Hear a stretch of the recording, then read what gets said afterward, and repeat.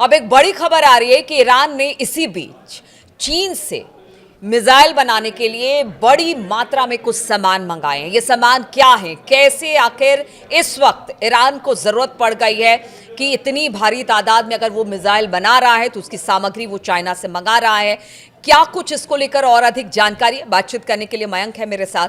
मयंक, देखिए, परमाणु समझौते के ऊपर तो बातचीत लगातार हो रही है और खामनी को भी हमने देखा कि उन्होंने कह दिया कि देखिए हमने जो कह दिया है उसी पर हम कायम रहेंगे, बातचीत आगे बढ़े चाहे ना बढ़े।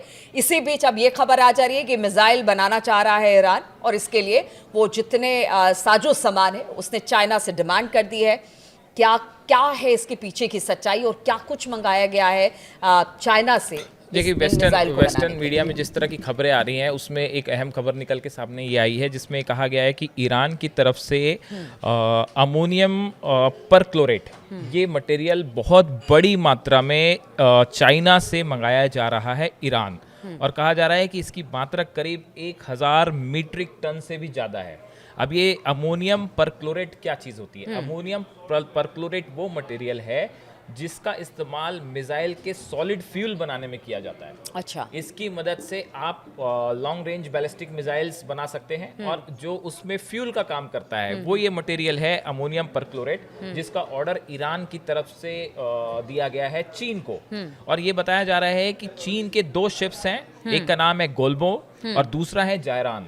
ये 2 शिप्स जो हैं वो चाइना की तरफ रवाना भी हो गए हैं। इनकी लोकेशंस को लेके कई बार अलग अलग खबरें आई और बताया जा रहा है कि ये चाइना का जो ईस्टर्न कोस्ट है, निंगो कहलाता है जो इलाका, वहाँ पे ये शिप्स हैं और बहुत बड़ी मात्रा में जो है ये अमोनियम परक्लोरेट लेके ये ईरान आने की तैयारी में है। एक रिपोर्ट में ये भी कहा गया है कि शायद पहले भी एक बार इस तरह की कोशिश हुई है और बड़ी मात्रा में ईरान ने ये सामान मंगाया है। अब देखिए, ये जितना बताया जा रहा है कि ये 1000 मीट्रिक टन से ज़्यादा अमोनियम परक्लोरेट जो है इसको ईरान मंगा रहा है और इससे बताया जाता है कि 800 से ज़्यादा 800 से 1000 तक ballistic long range ballistic missiles का फ्यूल जो है वो इसमें है जो कि बनाया जा सकता है। अब देखिए, 1000 मिसाइल्स का अपने आप में एक बहुत बड़ी संख्या है और ये खबर इस समय ऐसे समय पे बाहर आई है जब ये मान के चला जा रहा है कि अमेरिका और ईरान की न्यूक्लियर टॉक्स लगभग अब वो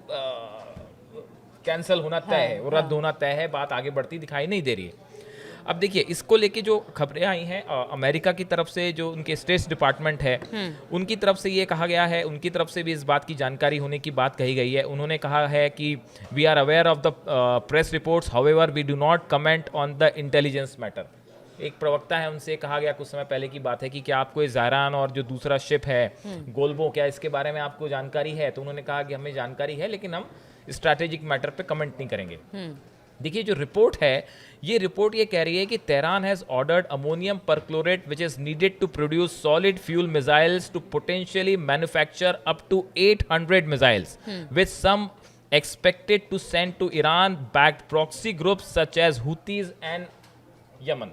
Houthis in Yemen, मतलब ये भी कह रहे हैं कि ये जो मटेरियल आ रहा है इसकी सप्लाई यमन में हुतीस को भी हो सकती है, जो ईरान के प्रॉक्सीज कहलाते हैं।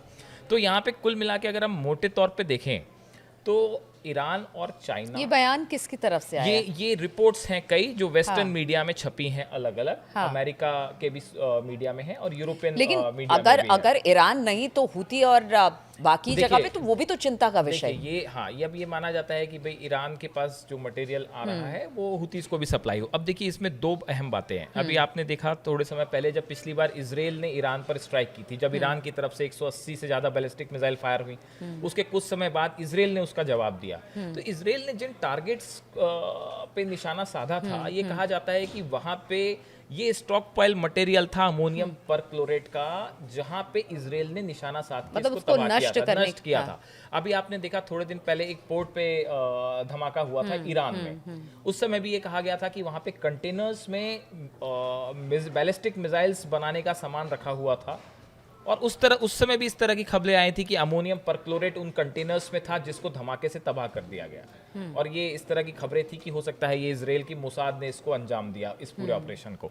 तो अब देखिए, ईरान जो है, ये बात तो तय है कि अगर ये टॉक्स कैंसिल होती हैं अमेरिका के साथ या बात आगे नहीं बढ़ पाती है। तो अभी देखिए एक खबर आ रही है कि इजराइल की तरफ से कहा गया, नेतन्याहू कह रहे हैं कि भाई हमने ट्रंप को विश्वास दिलाया है कि जब तक आपकी टॉक्स कैंसिल नहीं होगी तब तक हम ईरान पे हमला नहीं करेंगे। ये नेतन्याहू कह रहे हैं।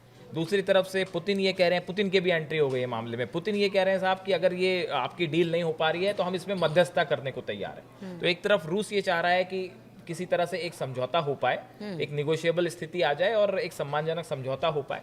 दूसरी तरफ बार बार इजराइल की तरफ से धमकी आ रही है कि अगर समझौता नहीं हुआ तो हम अटैक करेंगे। मेरी तो मयंक ये समझ में नहीं आता है कि अमेरिका समझौता करवाना चाहता है यूक्रेन रूस के बीच में, ईरान के और अमेरिका के बीच में अब रूस समझौता करना चाहता है। मतलब ये क्या है? ये आपस में एक तरह से उलझ भी रहे हैं, स्थितियां भी उस तरह से बन रही है, फिर समझौते की बात भी बीच में। मतलब स्थिति परिस्थिति को ये भी भांपने की कोशिश कर रहे हैं कि हो क्या रहा पूरे मिडिल ईस्ट में। और आप अगर आप ईस्टर्न यूरोप की बात करें तो यहाँ पे एक वॉर ऑफ हेजेमनी कहते हैं जिसे, अपने प्रभुत्व की लड़ाई छिड़ी हुई है कि चाहे वो यूक्रेन का मैटर हो, रूस का मैटर हो, चाहे वो मिडिल ईस्ट का मैटर हो। देखिए ईरान पे हमला करना आसान नहीं है, ये बात तो हर आदमी समझ रहा है। ये हर स्ट्रेटेजिस्ट जो है वो अमेरिका के भी समझ रहे हैं, इजराइल के भी समझ रहे हैं कि अगर आप ईरान पे हमला करते हैं तो उसका नतीजा होगा सीधा सीधा रशिया इन्वॉल्व है, सीधा सीधा चाइना इन्वॉल्व है। बैलिस्टिक मिसाइल्स जो इजराइल पे फायर की गई वो पूरी दुनिया ने देखा। तो ईरान पे हमला करना इतना आसान भी नहीं है कि जैसा नेतन्याहू कह रहे हैं कि हम आपके न्यूक्लियर इंस्टॉलमेंट्स को उड़ा देंगे, उतना आसान वो है नहीं। अब देखिए जिस तरह से ये रिपोर्ट्स आई हैं तो इस चर्चा के बीच में ईरान ने बड़ी जंग की तैयारी शुरू कर दी है, इसमें दो राय नहीं है। और ये जो कंसाइनमेंट की बात हो रही है, नई बैलिस्टिक मिसाइल्स तैयारी हो रही है, 800 से 1000 नई बैलिस्टिक मिसाइल्स बनाने के लिए जो अमोनियम परक्लोरेट के जो ऑर्डर्स हैं या ये जो शिप्स की बात हो रही है वो इसी दिशा में ईरान का। लेकिन क्या ये बताइए कि जिस तरह से अभी ईरान पर कई सारे सैंक्शंस अब भी लगे हुए हैं, ऐसे में अगर ये चीन से मिसाइल बनाने के लिए सामान मंगाता है तो इतना आसान है कि? बिल्कुल आसान नहीं है, आप सही कह रहे हो, बिल्कुल आसान नहीं है। दोनों जो शिप्स हैं, यहाँ तक ये गोल्बो और जो जायरान शिप हैं, ये दोनों शिप भी अमेरिका ने बैन कर रखे हैं। मतलब सिर्फ वो कंपनीज ही बैन नहीं है जो कि ईरान से ऑयल प्यूरिफाई करके ईरान को सप्लाई कर रही हैं। चाइना जो अपने ऑयल को प्यूरिफिकेशन के लिए चाइना भेजता है, उन कंपनीज पे तो बैन है ही। ये दो शिप हैं, बताया जाता है कि ये दो शिप पे भी अमेरिका ने बैन लगा रखा है कि भाई इन शिप को हम कहीं जाने की इजाजत नहीं देंगे।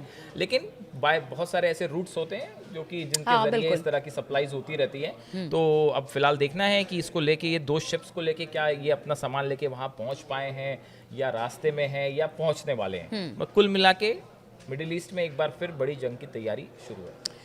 देखिए जंग के लिए तो तैयार मिडिल ईस्ट हमेशा रहता है, और जिस तरह की स्थितियां परिस्थितियां बनी हुई है पिछले कुछ सालों में हमने देखा है, हालात कभी बहुत ज़्यादा खराब हो जाते हैं, कभी थोड़ा सा नॉर्मलाइज करने की कोशिश की जाती है, कभी बातचीत के लिए बैठते हैं एक मंच पर। लेकिन इस वक्त जो ईरान को लेकर खबर आ रही है वो ज़रूर सोचने वाली बात है कि अगर कुछ सामान, मिसाइल बनाने वाले कुछ सामान को अगर वो चीन से मंगा रहा है तो इसके पीछे आखिर ईरान की मंशा क्या है। चलिए इस खबर पर लगातार हमारी नज़र बनी रहेगी, आप बने रहिए हमारे साथ।